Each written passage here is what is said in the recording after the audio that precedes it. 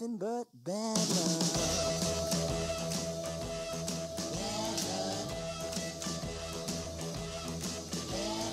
Start your engines. You are now in the inside groove.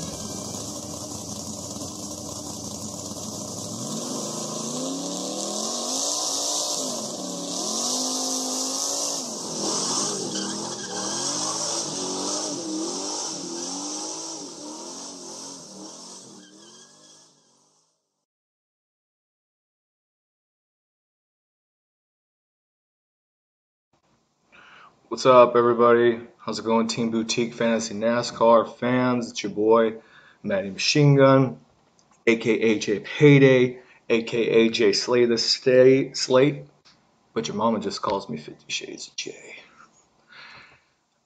With the NBA being on All-Star break and the 500 coming on Sunday, keep an eye out for the Inside Groove tonight, maybe tomorrow morning, where we break down the 500. Go through driver to driver for you guys. Kind of mixed results yesterday for the duels. I mean, I didn't lose any money. It's kind of a shove. My hedge line came through in the first duel. And then in the second duel, all my main lines had Larson, and we all know how that went. I mean, I didn't play very much, so when I say all my main lines, like what? Like all four. 3 or 4 had Larson in the second duel. But anyways, as you can see here, we got Bubba prepping his Chevy for the 500. It's a little cramped, dude. But anyways, okay, so let's get into it.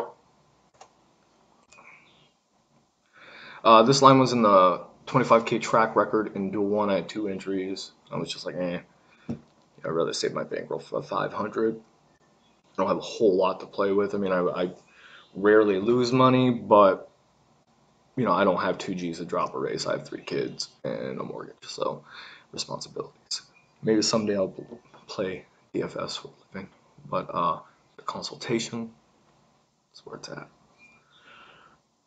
So as you can see here, finished 38th out of like 3,200 people. This was after the Keselowski wreck. My main line had Keselowski in it, and you can see it fell out of cash after the wreck. I also had Almirola, if I remember right. But my logic here with the hedge line was I knew a lot of people were going to stack Penske, right? So especially probably all three Penske team members, because you could do it. So, and that's what I saw. Yeah, I expected the duels, just like everybody else, to be, mild and whatever, I guess there was a little more action than we planned, but NASCAR hedge lines are a thing. So stacked Logano and Blaney, faded Brad for my hedge line, just in case one of the 3, whoever the odd man out was gonna be. Stenhouse starting a little high up, so I knew a lot of the people would be off of him, but only 20 cars. It actually was really a lot lower than I thought he was gonna be. So he was trying to make something happen that whole race, and giving me the EBGs. His car looked like it was handling pretty well the way he was cutting down and whatnot, and that seems, and the way these cars are spun out yesterday with just with air more or less touching them in the draft, handling is going to be a pretty big deal from what I can tell. I also had McNuggets. He had a little issue. I knew that he was going to be pretty popular owned, just like everybody, or heavily owned, just like everybody else.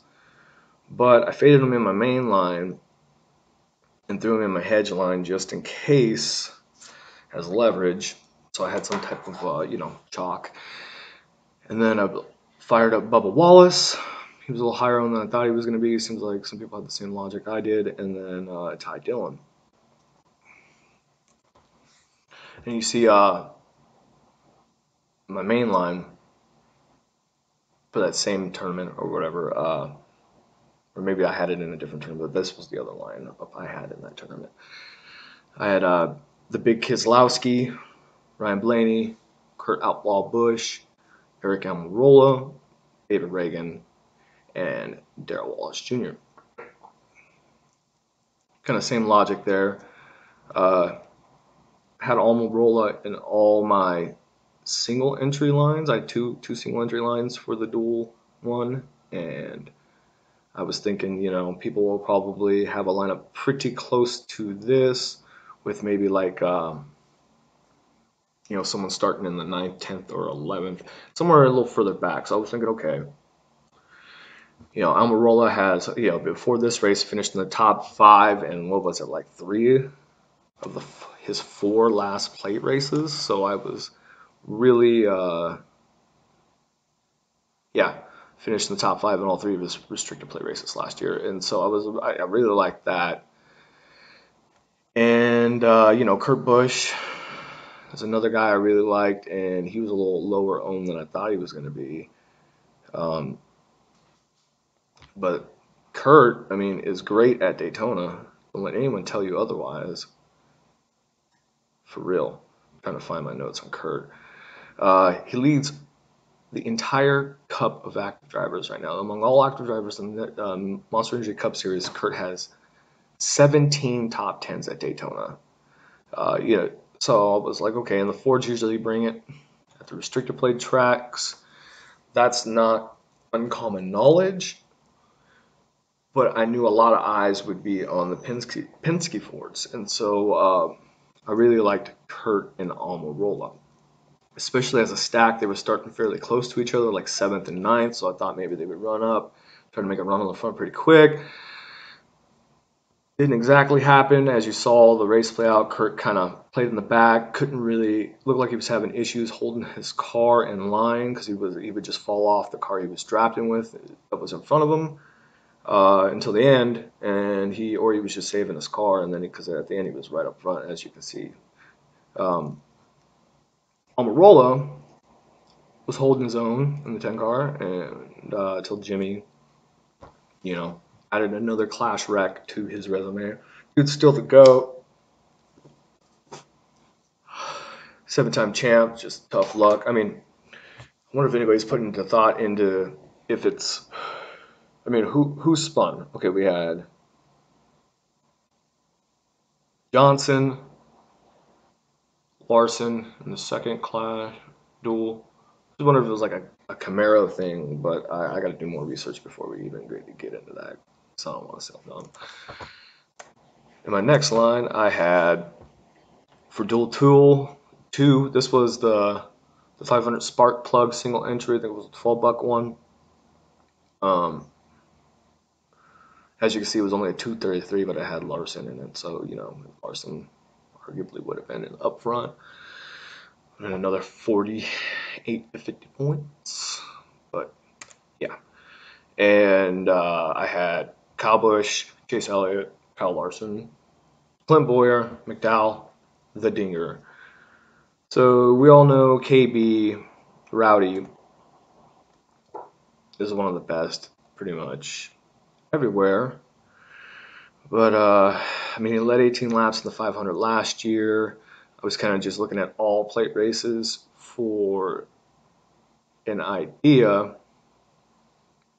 But Busch had finished 3rd or better in 4 of his last 8 restrictor plate races. So I was like, okay, and as good as Denny is at plate racing right now, I figured he would have less ownership than Denny. So I went there. After watching the first duel, I felt like I saw, because I had the urge to do it, and I did it in a couple lines just to see what would happen. I, stacked the front row with Kyle Busch and Kyle Larson, or Denny Hamlin, and it seemed to, be kind of chalky. I mean, everything's chalky today or yesterday, but you get what I'm saying. Chase, he won. Good for him. That 9 car. It's cool to see him win something with the 9 car. I think that's the 6th Elliott family clash or duel win or shootout win, whatever you want to call it, or duel. It was duels between his dad Bill and Chase, because Chase won one other one, and then Bill has 4. So that's pretty cool. A little family legacy. Always cool. You know, Larson was 73% owned.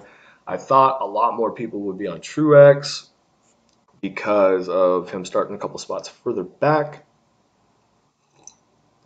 So that really is what allowed me to still cash in this single entry tournament because it was only like 9 payouts or something. Clint Boyer was way more chalkier than I expected. I think people are hip to him now. So the funk of those crappy cars for the after MWR is finally cleared out, and people don't remember now. So you know, he's my dark horse pick for winning the 500. I had McDowell. Everybody knows McDowell is a decent plate racer. He was running the 34 that Landon Castle used to drive. David Reagan's his teammate. Does decent at these plate races. I mean, with an okay equipment. The gap in equipment is lesser here and at Talladega. So I liked McDowell. And then I thought he might have been higher on the 24. And the Dinger, of course, we talked about him. As far as the groove goes, check back in later tonight, guys. Head over to dfsboutique.com. Check it out. Tailor your game for just 50 cents a day. All the slates, or most of the slates at least. We've got a great crew of guys. Everybody's winning. Shout out to Whimsical for bringing down some NHL money last night. If you guys are looking at playing NHL during the All-Star break on top of NASCAR, keep an eye out for the 5-minute major with Alex. That dude is the Wayne Gretzky of fantasy hockey. Straight up savant. All right, guys, take care, and I'll see you on the groove.